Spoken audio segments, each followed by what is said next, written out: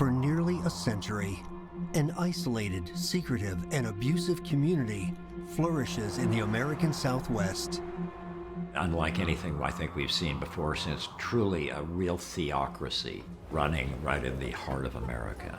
Its members suffer under strict religious rules. You are trained only to do as you're told and not think outside the box.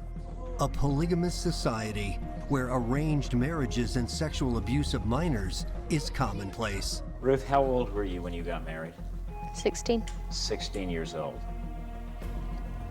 How old were you when you became pregnant with your first child? 16. With unconditional obedience to a leader that they believe to be a prophet. According to their religion, the only one who could really communicate directly with God.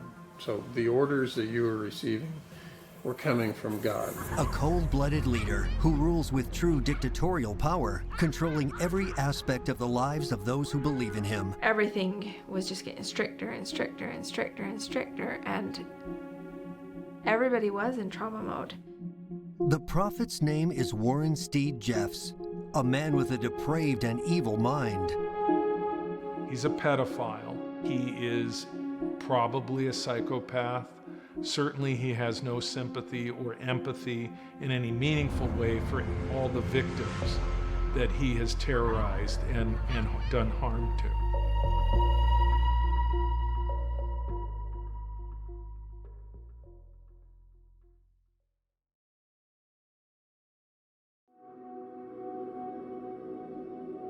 Somewhere in the U.S. West, where the Utah and Arizona borders meet, is a town called Colorado City, Arizona. Some of its residents are members of a fundamentalist and polygamous Mormon offshoot group. They had isolated themselves from the mainstream and followed a special leader.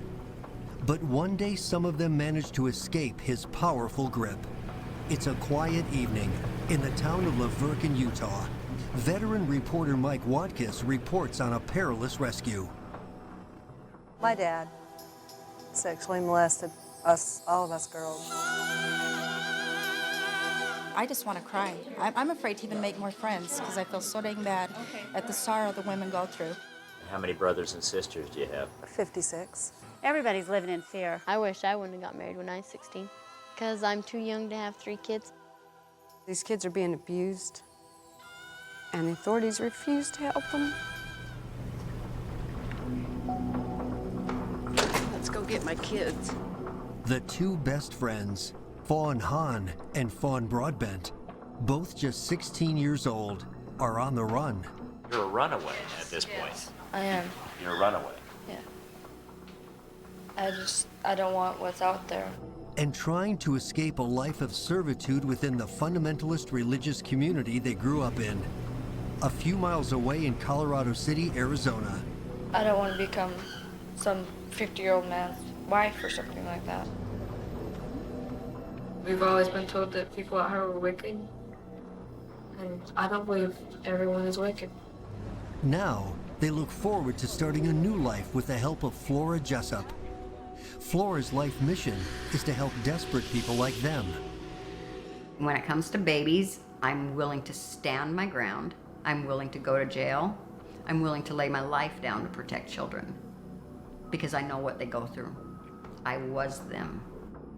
Also a Colorado City native, Flora Jessup was born and raised in the same polygamist community as these two runaways. I was born and raised in the FLDS cult. My dad was married to my mother and her younger sister, and between the two of them, they had 28 of us. I got out when I was 16 years old, the first girl that ever got out and lived. It took courage to leave at 14. They forced that courage on me. It wasn't a choice. A lot of the girls that did leave at my age didn't make it, were, on the streets, prostituted out, stabbed, shot. I got lucky. Flora Jessup and Penny Peterson have been running an underground network to help women and children escape from the clutches of the Fundamentalist Church of Jesus Christ of Latter-day Saints and their supreme leader, Warren Jeffs. Jeffs is a polygamist with dozens of wives and father to perhaps 100 children. His followers believe he's a living prophet, and God speaks through him. He dictates how they must live their lives, including who they will marry. What will the Lord do to an immoral people? They shall be destroyed. Warren Jeffs is not like other cult leaders, charismatic, charming, a good speaker. In fact, he can be deadly dull and boring. What he is instead is the heir to the throne.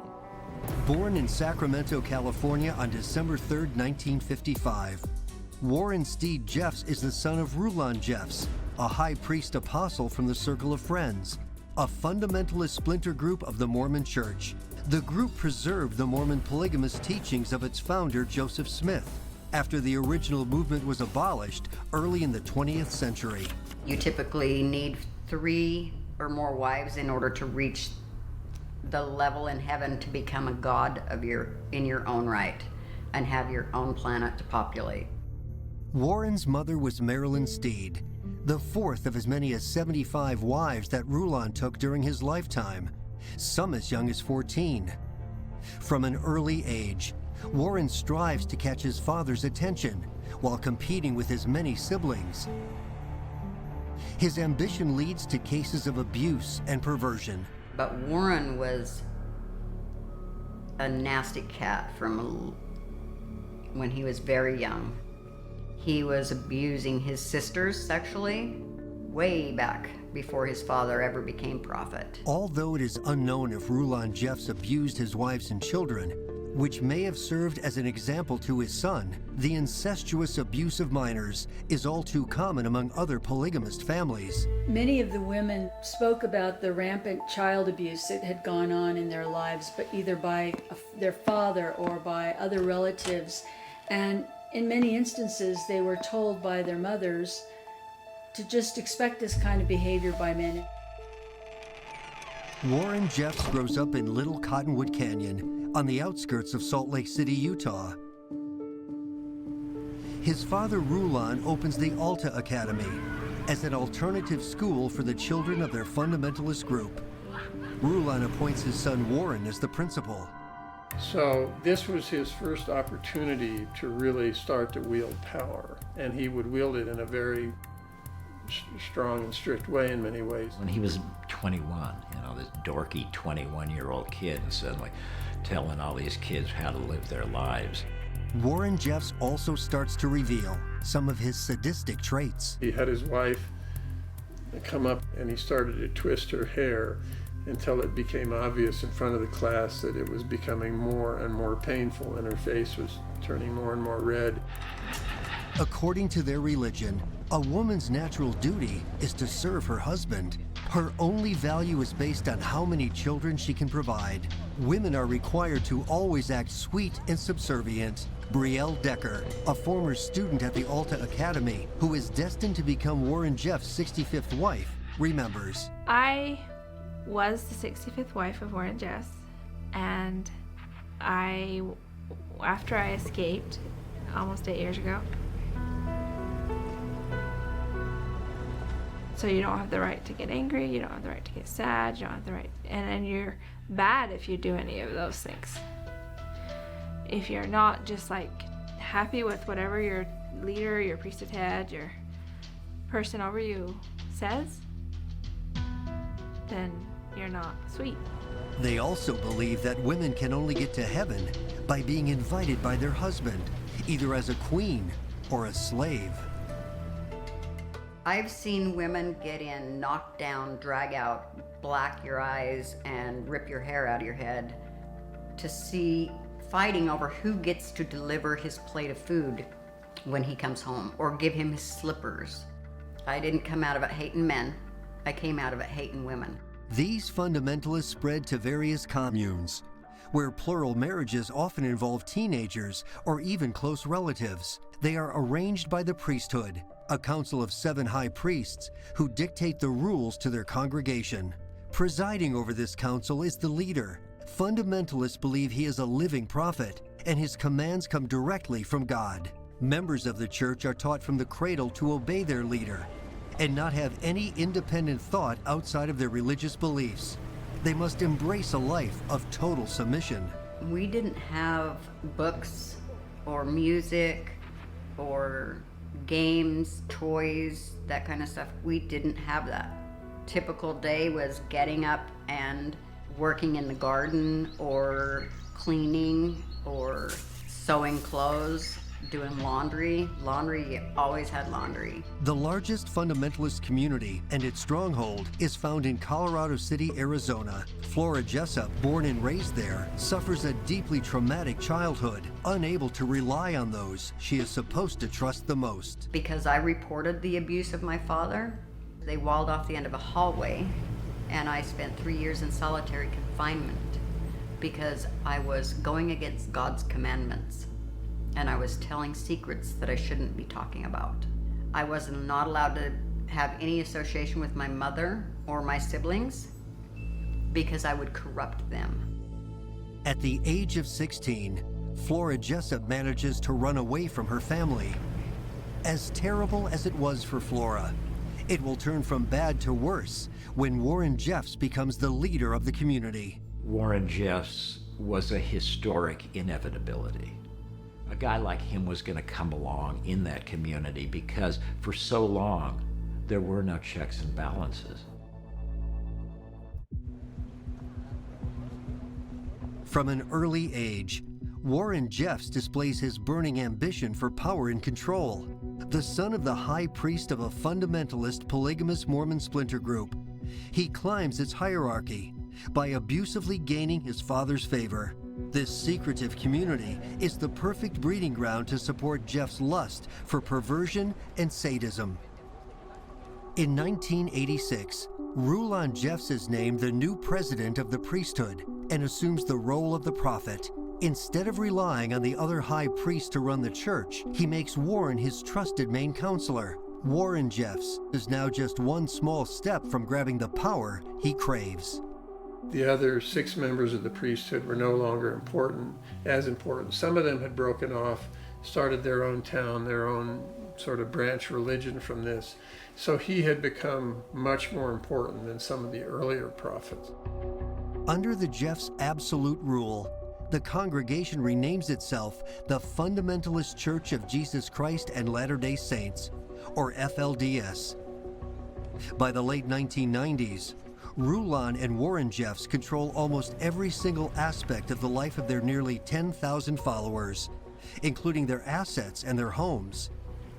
Their possessions belong to the United Effort Plan Communal Trust, an organization that grows to be worth many millions of dollars. So that meant that individual people really did not own their property, but the trust, the FLDS, owned their property. Again, it's another way of, maintaining control over people. There's corporations that are basically FLDS controlled that have made, there's one company that has made a fortune in the aerospace, finely precision machinery. They're not stupid business people. They know how to make a buck. They work hard. Construction proves to be the fundamentalists' most profitable business, not only within their own community, but with large-scale projects. They secure these lucrative contracts by dramatically underbidding their competitors. They gain their competitive advantage by using unpaid laborers, boys as young as 12 years old. We've had a lot of young boys die working on huge construction projects, running huge equipment. Another source of income is the skillful abuse of the state and federal welfare systems, which are taxpayer funded. It's a practice that the community calls bleeding the beast. With this many wives, the first wife was not entitled to food stamps or welfare, but all the second and third and subsequent wives would be, and they would be collecting food stamps and welfare for the numerous children. They get law enforcement grants, they get city grants, they get highway department grants. As a matter of fact, after 9/11, Colorado City and the FLDS received the 3rd largest Homeland Security grant in the state of Arizona. They have made a lot of money, and all of that sort of goes into the church kitty run by the prophet. But perhaps the Jeffs' most valuable asset are the women they control. In a polygamous society, the number of wives is seen as a status symbol for men. It is said he who bestows them has the community in his hands. The women could only be married to people that were approved by the leadership. That had been done by Rulon Jeffs.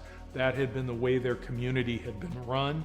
Young women have no voice in who they are going to marry, and many become wives and mothers in their teens, long before reaching adulthood. I think that's an interesting thing. This one piece will make 52 layers. Watch on mobile devices or the big screen, all for free. No subscription required. People go by what the leader is acting like. Like, who do they think he's going to partner you up with, instead of teasing you about, like, you like so-and-so. Despite the oppressive control, Rulon Jeffs remains a revered living prophet, protected by his followers, who help keep their community closed to the outside world. We're not going to have the camera on in here. Are you a police officer? No. It's private property. Are you his private security? You're not welcome. At one time, the FLDS controlled Colorado City and Hilldale completely.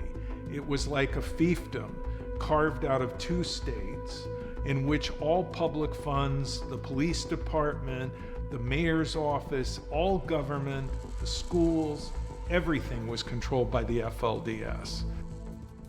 Meanwhile, Warren Jeffs continues his most obscene and sadistic activities. He's a pedophile. He was raping children long before anyone knew about it. And he raped his own children, including his own son, who couldn't live with the memory of what his father did to him, and he killed himself.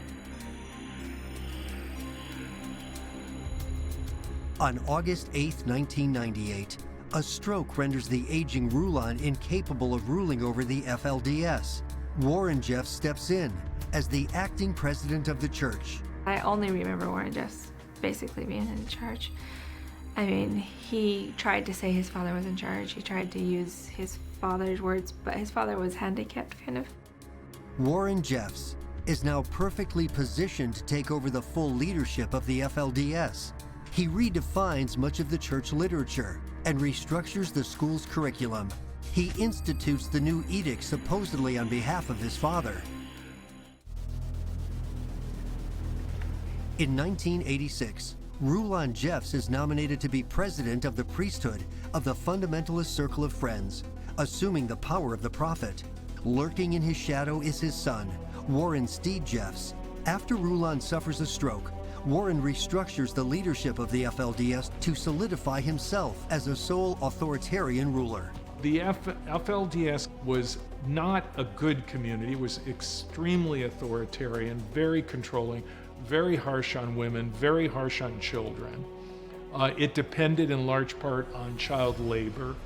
Through the United Effort Plan, the UEP controlled all the property, all the housing.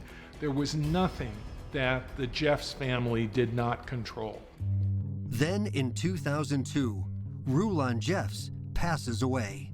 I'll never forget the day we went up to Colorado City. It was cold and overcast, and it was the funeral for Rulon Jeffs, the ruler, the guy, the prophet, Warren's father, who had been the leader for 18, 20 years. And there was about 6,000 people showed up in that little town. They buried him.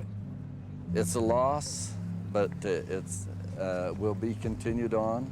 The watchword is to carry on. Everyone seems very much at peace. Within weeks, Warren Jeffs officially assumes the power of the prophet and the presidency. A new era of the church begins. Rulon Jeffs arguably was a much more reasonable ruler than his son Warren.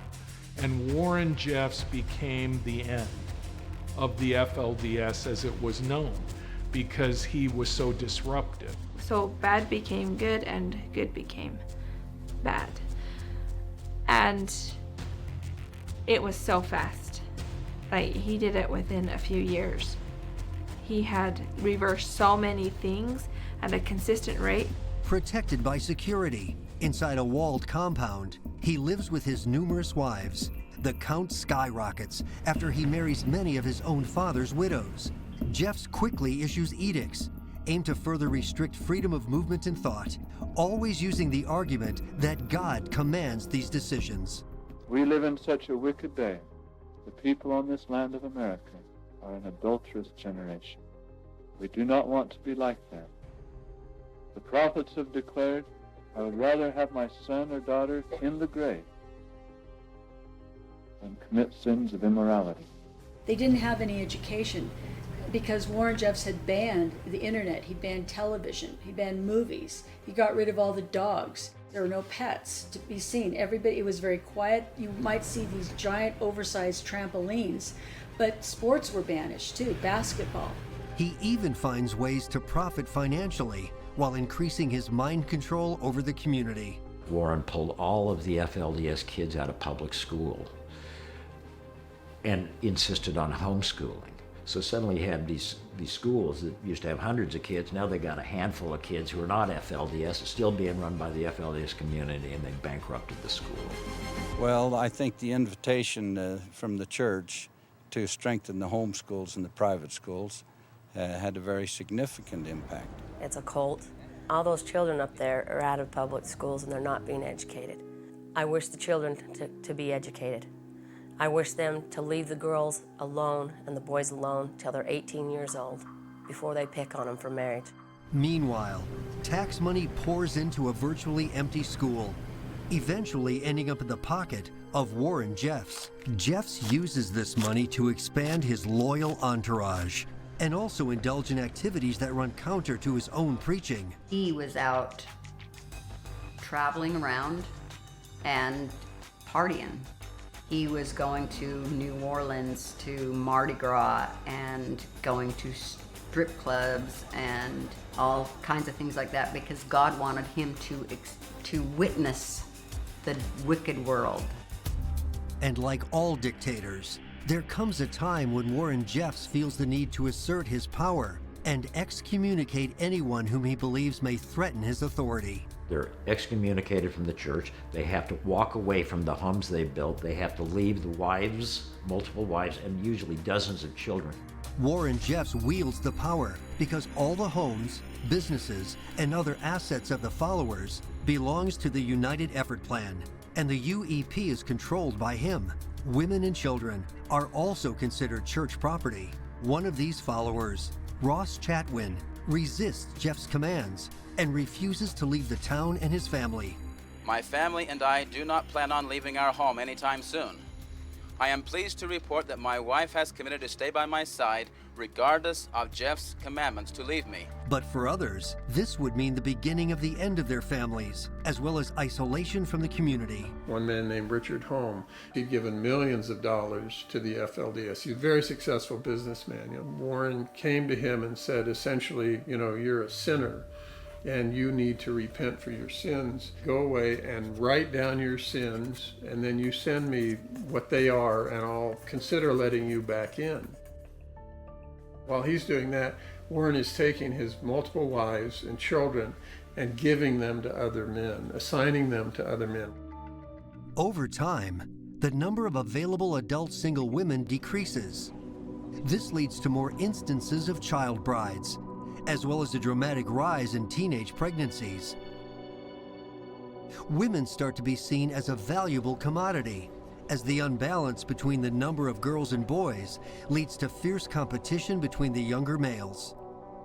And only the most loyal boys, the ones that are shown that they can be more loyal to the prophet than to their own families, those are the only ones that are allowed to stay.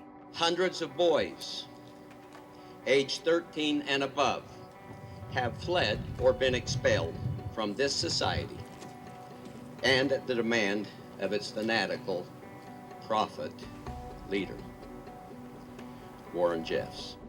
To avoid future competition for wives, and also a potential threat to his authority, Warren Jeffs has to suppress the male population. He expels many of the community's young men after using them as slaves for a good part of their youth. When they reach their teens, he declares them as degenerate for reasons like watching a film or listening to music. families must choose between the prophet and their own blood.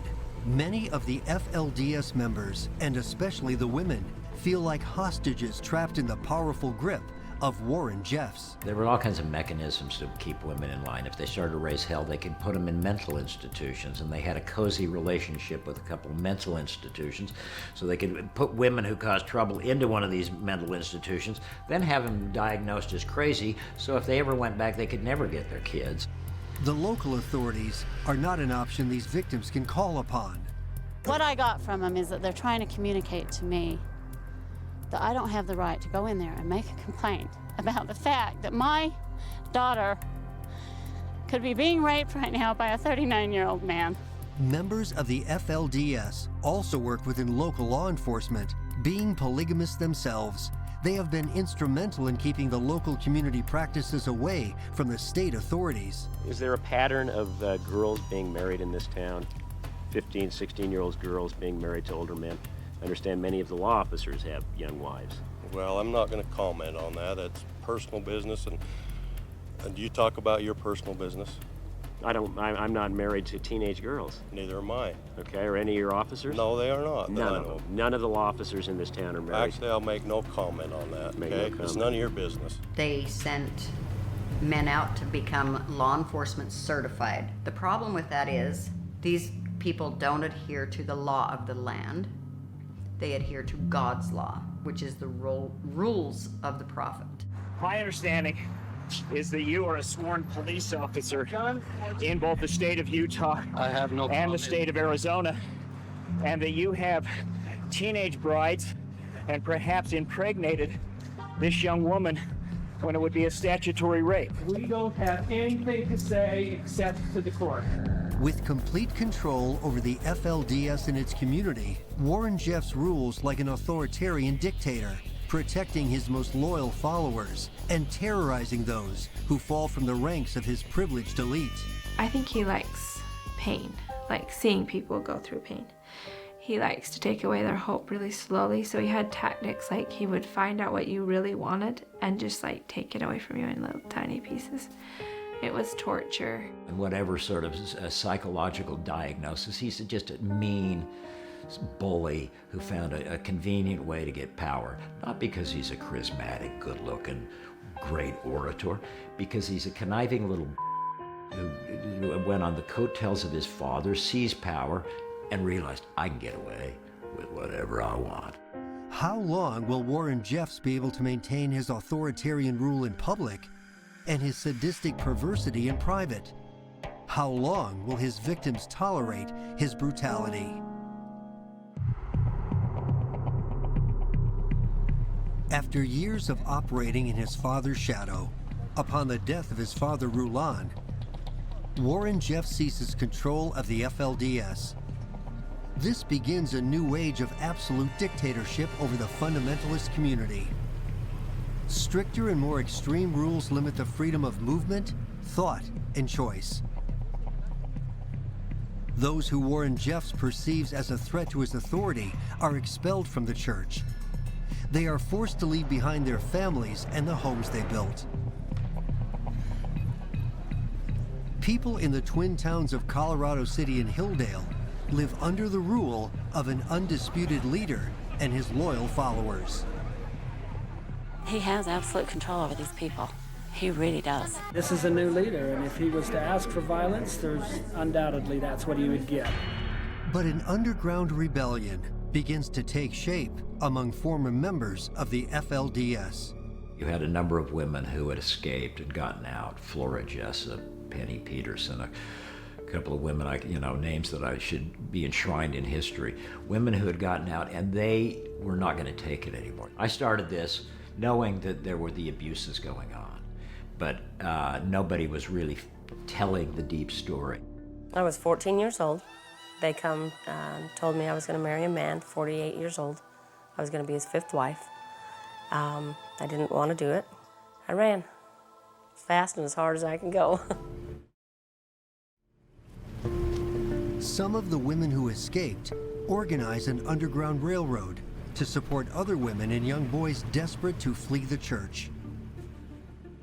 and then came back and started fighting for my siblings when my 14-year-old baby sister was forced to marry her stepbrother and raped so brutally on her wedding night that she nearly died from the hemorrhaging.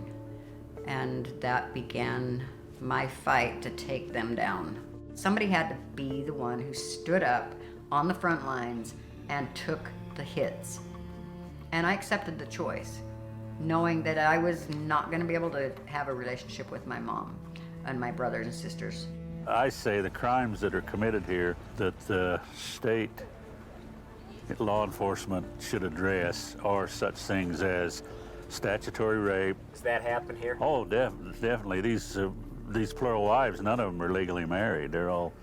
And are some of them younger than 16? Yes, some of them are. And they marry first cousins? Oh, definitely, a lot closer. They have aunts marrying nephews and uncles marrying nieces. They're that close. That's quite prevalent. Yet the prosecutors encounter a persistent problem. Court date would be set, women wouldn't show up. They were too afraid to testify, to come into court and testify. They knew if they did, Warren would tear apart their families or do something to them. But accessory to rape isn't the only possible charge against Jeffs in his community.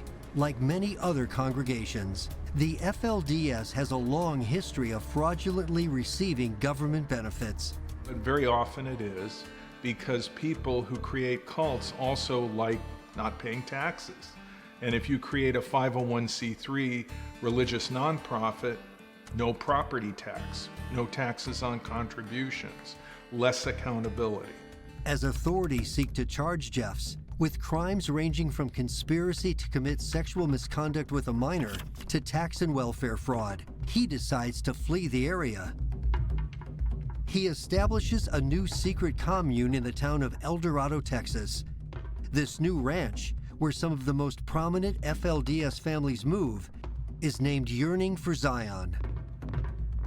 After the dedication of the ranch's new temple on January 1st, 2005, Warren Jeffs goes on the run again. There were people scattered all throughout the West that were in cahoots with Warren Jeffs to keep him underground and not found. They traveled a lot at night, for one thing. I mean, he would have a car in Colorado, for example, and then they would drop off the car. Maybe in Utah, they would pick up another car. While on the move, Warren Jeffs shows up at member gatherings to lead services and conduct marriages. Some involve child brides in secluded chapels. He moves some of his wives to various states. At the same time, he takes new brides. Brielle Decker will become his 65th wife. Well, I don't remember registering that he was on the run until after the ceremony. I remember when he was talking to my father, when he was sending me back to his house. She can't do all this stuff because I'm running for the law. I wasn't able to wear my wedding dress. Like I didn't even have time to get it. My mother was not invited. My wedding was not anybody there except for who Warren Jeffs wanted there, which was he had to have 3 witnesses, so he called in like 2 of his brothers and my father was a witness. Fearing they will be questioned by state authorities, Jeffs also relocates his children. By this time, the states of Utah and Arizona are offering $10,000 rewards for the capture of Warren Jeffs. Once the FBI gets involved, the reward balloons to $100,000. Jeffs is placed on their most wanted list. So now everybody's looking for Warren. It just so happens that a state trooper in Nevada just outside of Vegas sees this flashy burgundy Escalade racing down the freeway and he can't really see the plates very well, so he pulls it over. And state trooper Eddie Dutchover made himself quite an arrest that night. Inside the car, Dutchover finds Warren Jeffs, his brother Isaac, and one of his wives, Naomi. A search of the vehicle uncovers computers, mobile phones, a GPS tracker, an assortment of disguises, including several wigs and sunglasses, and a stash of more than $50,000 in cash. When these items are pulled out of the car, Jeffs displays no reaction. He just stood along the side of the road and he was very quiet. And I think he was startled. I think he was absolutely stunned that, that he'd finally been caught. On August 28, 2006, after nearly 21 months on the run, the chase for one of America's most wanted criminals finally ends. Warren Jeffs had been brought up in this very enclosed society, so and somewhat privileged, and could do whatever he wanted without any kind of ramification. And now, for the first time in his life, he was finally going to be in a situation that he did not control. In the early 2000s, a group of FLDS escapees create a secret network to help women and children flee the polygamist Mormon group. Aided by reporter Mike Watkiss, authorities launch an investigation into the church and its leader, Warren Jeffs. After being on the run as one of the FBI's most wanted, Jeffs is finally arrested on the outskirts of Las Vegas. By early 2007, which is about 4 or 5 months following his arrest, he's throwing himself against the walls, essentially trying to end his life because he's in such misery. He's fasting. At one point they have to take him out of there and take him to a hospital and try and, build him back up. Warren Jeffs also makes a shocking confession to one of his followers. He tells him, I'm not the prophet. I'm a wicked man. I was never the prophet. And he goes into this whole confession, basically renouncing everything that he has apparently stood for up until this time. Jeffs claims that before dying, his father Rulon told him that after his death, William E. Jessup should take leadership of the FLDS. Instead of following his father's orders, Warren Jeffs usurps the power of the president and the prophet. Jeffs' problems have only just begun. In 2007, Elisa Wall, a former member who at age 14 had been forced into a marriage with her own cousin, becomes the first woman willing to come forward and press charges against Jeffs. This trial has not been about religion or a vendetta. It is simply about child abuse and preventing further abuse. The court finds Warren Jeffs guilty of being an accomplice to rape. He is sentenced to 10 years in prison. But this is not the only charge leveled by authorities against Warren Jeffs. On April 3, 2008, a woman identifying herself as Sarah makes a phone call to a domestic abuse hotline, claiming to be a 16-year-old minor who is being abused by a 50-year-old man. The crime is taking place inside the Yearning for Zion ranch. The ranch was the new FLDS secret compound that Warren Jeffs dedicated in El Dorado, Texas, where part of the FLDS relocated and kept living according to their religion, despite their prophet being in prison. And when the authorities became aware of that, they raided that compound and they took out 400 children. The children are taken into custody by the Texas Child Protection Services and placed in foster care for several weeks. For the first couple of weeks that they had those children, they said that they were very quiet when they first got there. And then after about 2 weeks, they started playing and, laughing a little bit and just started to act a little bit like kids. But when the concerned biological parents demand that their children keep taking vitamins supplied by the FLDS, the foster care families notice something odd. And as soon as they started taking these vitamins, the family said these kids turned into zombies. Sat silently, didn't move, didn't participate, just sat there. We don't know what they were providing them with. There was no questions asked. Some foster families also suspect that many of these children are victims of sexual abuse. In the family that had the 9 children,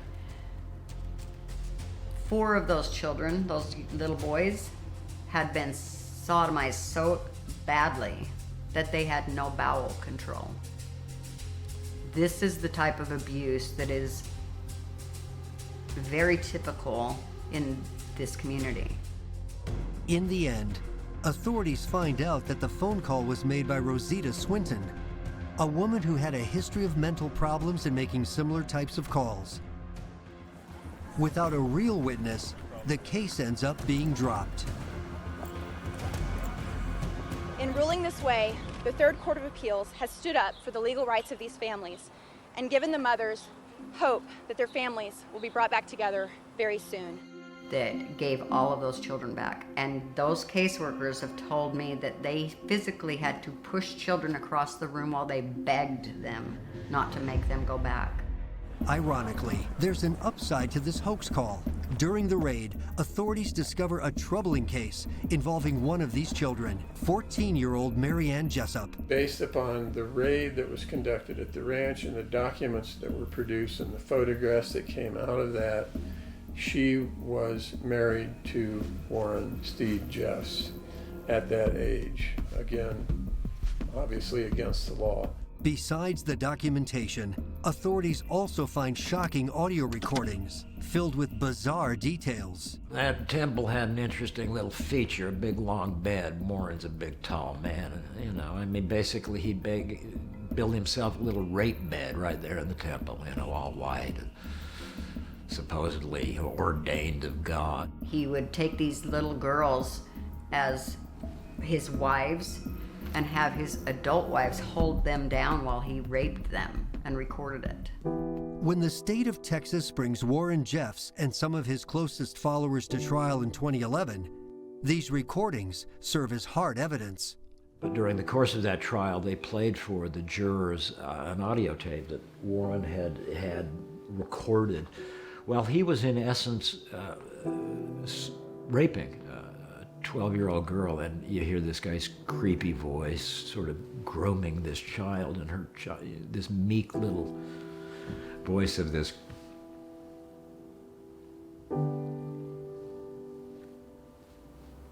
little girl as Jeffs was raping her. With clear proof of his guilt, the judge and jury are merciless with Warren Jeffs. On August 9th, 2011, he's sentenced to life in prison plus 20 years. The state of Utah takes over the church-controlled United Effort Plan Trust, returning all its assets and property to current and former members of the FLDS. One of them is Brielle Decker, who left the church and started a new life. I applied for Warren Jeffs' house and was granted it. And I had to find a buyer, and so it's 45 rooms. I found a buyer, and it is a worldwide organization called the Dream Center. Warren Jeffs' former house, once a symbol of his authority, is transformed into the Short Creek Dream Center. It becomes a place to support the local community, including women and children who left the FLDS. I do work there as an advisory board member. Difference between how dark it was to now how much hope there is, how much freedom I have to choose and sort out what I want and all these options. It's very empowering.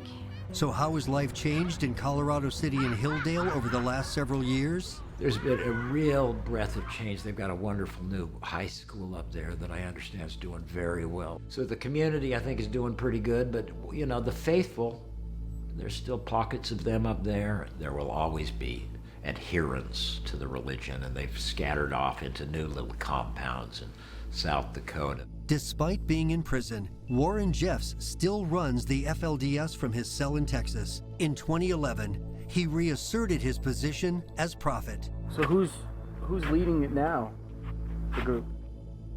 Warren Jeffs is.